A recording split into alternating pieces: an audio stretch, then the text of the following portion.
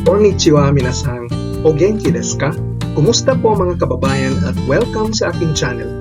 Halina at mag-Nihongo tayo. Sa leksyong ito, ituturo ko sa inyo paano gumawa ng mga nouns galing sa mga adjectives. Pag marami ka ng alam na adjectives, biglang dadami na rin ang iyong noun vocabulary. Yoroshi desu ka? Hajimemashou!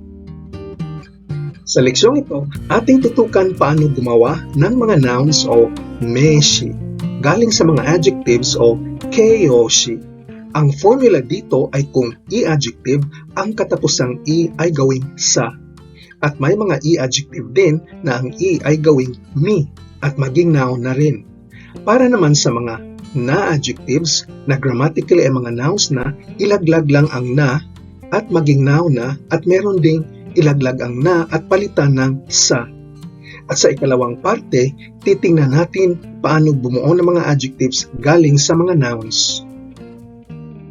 Simulan natin sa mga i-adjectives. Halimbawa ang adjective na malaki o oki. Oki. Ang katapusang i ay palitan ng sa at ang noun form ay magiging okisa. Okisa na ibig sabihin ay laki o kalakihan o size. Isa pang ehemplo, ang mabigat sa Nihongo ay omoi. Omoi. At ang noun form nito ay omosa. Omosa na ibig sabihin ay timbang o kabigatan. Sa English, weight. Ang takai. Takai ay mataas o tall at ang noun nito ay takasa. Takasa o height o gaano kataas ang isang bagay. Halimbawa, gusali o building. Ang mabilis ay hayai, hayai, at ang noun nito ay hayasa, hayasa, o speed o bilis. Meron tayong napaka-useful na expression pag sabing depende yan sa nani-nani. Sabihin natin sa Nihongo, sore wa nani-nani sa ni yorimasu. Sore wa nani-nani sa ni yorimasu. Ibig sabihin ng yorimasu ay magdedepende at gamit natin ang particle na ni pagkatapos ng noun. Ni yorimasu, depende sa nani-nani. Halimbawa, sabihin mo, depende yan sa laki o size. Sa Nihongo, sore wa okisa ni yorimasu. Sore wa okisa ni yorimasu. Depende yan sa bigat o timbang. Sore wa omosa ni yorimasu. Sore wa omosa ni yorimasu. Depende yan sa bilis. Sore wa hayasa ni yorimasu. Sore wa hayasa ni yorimasu. Depende yan sa taas. Sore wa takasa ni yorimasu. Sore wa takasa ni yorimasu. Nakuha mo na ba ang pattern? Madali lang, di ba? Ito pa mga ibang ehemplo. Mahirap o difficult, muzukashi. Muzukashi. Muzukashi sa. Muzukashi sa. Hirap. Madali o mabait, yasashi. Yasashi. Yasashi sa. Yasashi sa. Kadalian o kabaitan. Mabuti, yoi o ii. Yoi, ii. Yosa, yosa, kabutihan. Mahaba, nagai. Nagai. Nagasa, nagasa, kahabaan. May isa pang napaka-useful na expression pag sabi ng nabigla ako sa nani-nani. Sa Nihongo, sasabihin natin nani-nani sa ni bikkuri shimashita. Nani-nani sa ni bikkuri shimashita. Ibig sabihin ng bikkuri shimashita ay nagulat ako. At gaya ng dati, ang noun ay kakabitan natin ng particle na ni. Halimbawa, nabigla ako sa hirap ng test. Sa Nihongo, testo no muzukashi sa ni bikkuri shimashita. Testo no muzukashi sa ni bikkuri shimashita. Isa pang sentence, nabigla ako sa haba ng ahas. Ang ahas sa salitang Hapon ay hebi. Ang buong sentence, hebi no nagasa ni bikkuri shimashita. Hebi no nagasa ni bikkuri shimashita. Ang malawak o malapad ay hiroi. Hiroi. At ibig sabihin ng hirosa, hirosa ay kalawakan o kalaparan. Ang mainit ay atsui. Atsui. Atsusa. Atsusa. Kainitan. Samui. Samui. Ibig sabihin, malamig. Samusa. Samusa. Palamigan o lamig. Nagulat ako sa lawak ng apartment. Mahal ang housing sa Japan kaya bihira makakuha ng malawak na apartment. Sa Nihongo, apato no hirosa ni bikkuri shimashita. Apato no hirosa ni bikkuri shimashita. Ibang sentence, nagulat ako sa lamig ng Canada. Canada no samusa ni bikkuri shimashita. Canada no samusa ni bikkuri shimashita. Iba pang mga ehemplo, tsuyoi, tsuyoi o malakas. Tsuyosa, tsuyosa, kalakasan o lakas. Yowai, yowai, mahina. Yowasa, yowasa, kahinaan o hina. Ureshi, ureshi, maligaya. Ureshisa, ureshisa, kaligayahan o ligaya. Kanashi, kanashi, malungkot. Kanashisa, kanashisa, lungkot o kalungkutan. Utsukushi, utsukushi, maganda. Utsukushisa, utsukushisa, kagandahan o ganda. Ngayon, titignan natin paano gawing nouns ang mga na-adjectives. May mga na-adjectives na ilaglag lang ang na at noun na sila. Meron ding iba na papalitan ang na ng sa. Titingin tayo ng mga ehemplo. Anzen na, anzen na, ligtas. Anzen, anzen, kaligtasan. Himana, himana, libre o bakante. Ginagamit ito paglalarawan ng panahon o oras ng tao. Hima, hima, libreng panahon o bakanteng oras. Sa ehemplong ito, papalitan ang na ng sa. Benrina, benrina, convenient. Benrisa, benrisa, convenience. Chujitsu na, chujitsu na, matapat. Chujitsu sa, katapatan. Seikaku na, seikaku na, tumpak o eksakto. Seikaksa, seikaksa, kawastuhan o katumpakan. Kanpeki na, kanpeki na, perfecto. Kanpeki sa, pagka-perfecto. Ngayon, balik tayo sa mga e-adjectives. May mga iilang e-adjective na pwede rin gawing noun sa pamamagitan ng pagkabit ng mi imbes na sa. Titingin tayo ng mga iilang ehemplo. Akai, akai o pula. Akami, akami, ang pagkapula. Atatakai, atatakai, mainit.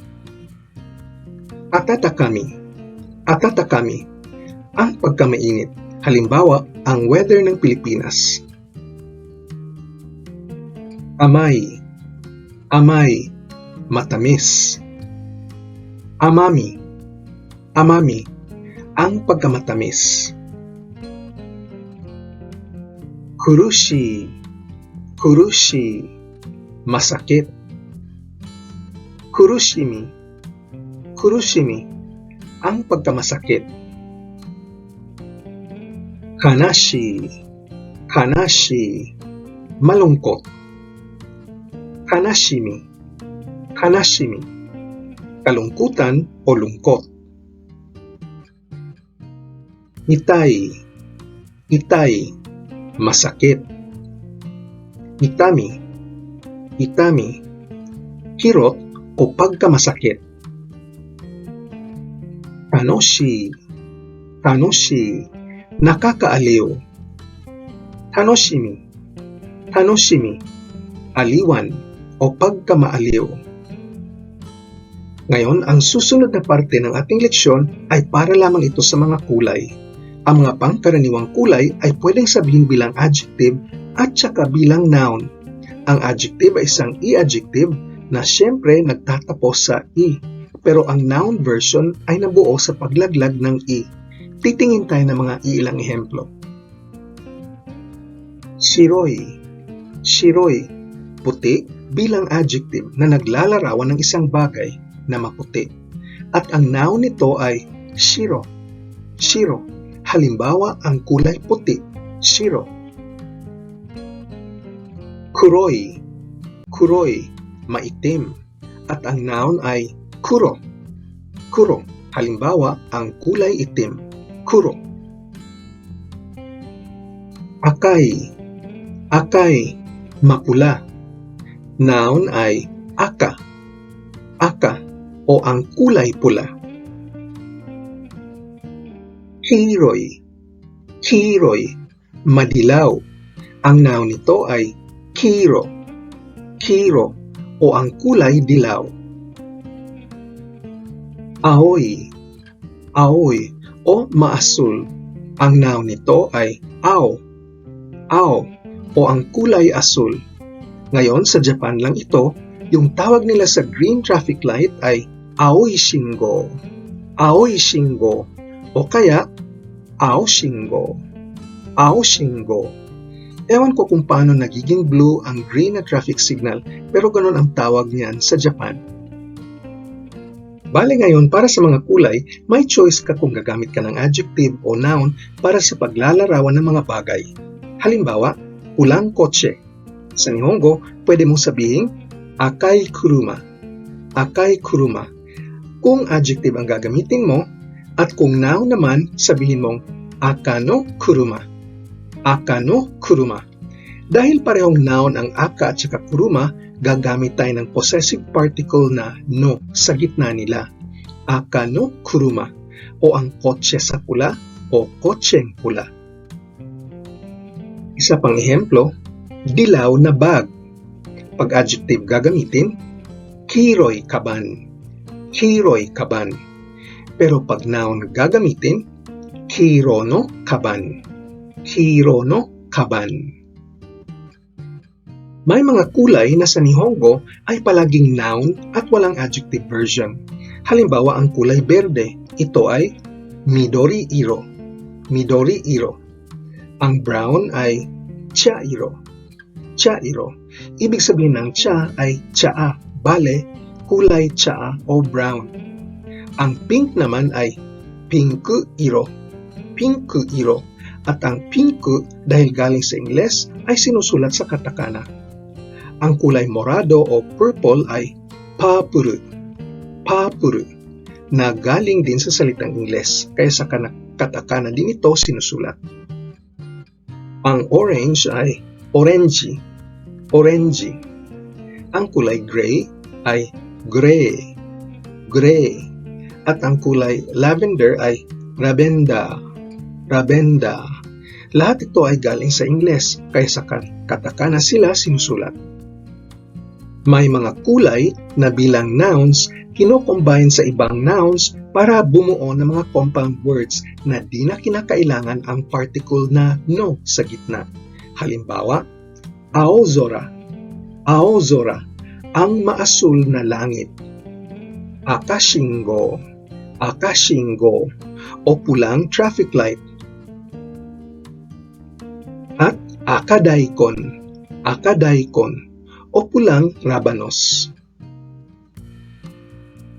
Shirokuma, Shirokuma, puting bear, at saka kuroneko, Kuroneko, o maitim na pusa.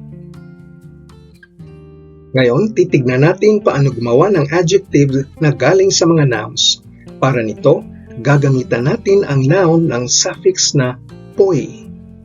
Oy, na ibig sabihin na may katangian na parang nani-nani. Para sa mga kulay, dapat ang kulay ay nasa noun form. Halimbawa, ang puti ay shiroi. Shiroi. Parang may pagkaputi. Shirokpoi. Shirokpoi. Ilaglag ang katapusang i at kabitan ng suffix na poi. Shirokpoi. At para na itong pangkaraniwang i-adjective. Halimbawa sa sentence, ang bag na medyo may pagkaputi ay maganda. Sa Nihongo, Shirokpoi kaban ga kirei desu. Shirokpoi kaban ga kirei desu.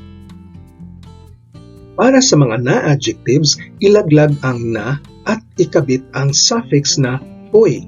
Halimbawa, baka na o gago, ito ay magiging bakapoy. Bakapoy, na ibig sabihin parang gago. Ang paggamit ng poy ay may konting negatibong konotasyon o hindi kanais-nais na kahulugan. Ito ang nuance ng paggamit ng poy kumpara pa sa isang suffix yung mitay na neutral lang ang konotasyon. Ituturo ko ang mitay sa leksyon 88. Para sa mga pure nouns, ikabit diretso ang suffix na oy. Oy at magiging adjective na. Halimbawa, onna o babae. Onnapoy. Onnapoy. Parang babae o mahinhin. Iba pang mga ehemplo, akapoy. Akapoy, may pagkapula. Yasukpoy. Yasukpoy, mumurahin. Galing ito sa i-adjective na yasui na ibig sabihin mura. Pinku iroppoy. Pinku iroppoy, may pagka-pink. Kodomopoy. Kodomopoy, parang bata. Galing ito sa salitang kodomo na ibig sabihin bata. Otokopoy. Otokopoy, parang lalaki. Galing ito sa salitang otoko na ibig sabihin lalaki. Otokopoy, parang lalaki. At ilalagay natin sa loob ng sentence ang mga ehemplong ito. Halimbawa, ang mumurahing kotse ay madaling masira. Sa Nihongo, yasuppoi kuruma ga sugu kowarete shimau. Yasuppoi kuruma ga sugu kowarete shimau. At isa pang ehemplo, di ko gusto ang boyfriend na parang bata. Kodomoppoi kareshi ga suki janai desu. Kodomoppoi kareshi ga suki janai desu. Ang yasuppoi at kodomoppoi ay ginagamit bilang pangkaraniwang i-adjective at nilalagay sa harap ng nouns na kanilang nilalarawan. Yasuppoi kuruma, mumurahing kotse. Kodomoppoi kareshi, boyfriend na parang bata. Susumahin natin ang ating leksyon. Paggawa ng noun mula sa adjective, pag i-adjective, ang katapusang hiragana na i ay gawing sa. May mga ibang i-adjective na ang katapusang i ay pwede ring palitan ng mi para gawing noun. Para sa mga na-adjective na grammatically ay mga noun na, ilaglag lang ang na at magiging noun na. Pero may iba na ang na ay papalitan ng sa. Natutunan mo rin itong dalawang napaka-useful na expression gamit ang mga bagong nouns. Halimbawa, pagsabi ng depende sa nani-nani, sa salitang Hapon sasabihin mo, nani-nani ni yorimasu. Nani-nani ni yorimasu. At ang expression, nagulat ako sa nani-nani. Sa Nihongo, nani-nani ni bikkuri shimashita. Nani-nani ni bikkuri shimashita. Natutunan din natin paano gawing noun ang mga iba't ibang adjective na kulay. Pag i-adjective na kulay, ilaglag lang ang i. at atin ding natutunan paano gumawa ng adjective mula sa mga nouns sa pagkakabit ng suffix na oy. At dito natatapos ang ating leksyon tungkol sa paggawa ng mga nouns galing sa mga Japanese adjectives. Salamat sa pagpapanood at kita-kita ulit tayo sa susunod na video. Otsukare-sama deshita.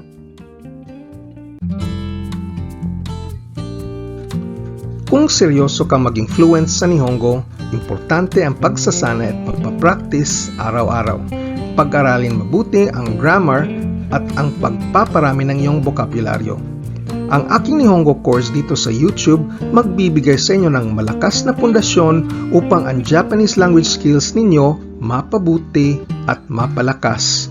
So, pakiclick na lang ng like, share, o subscribe at hihintayin ko kayo sa susunod na video. Nihongo no benkyou ni gambatte kudasai. Ja, mata ne!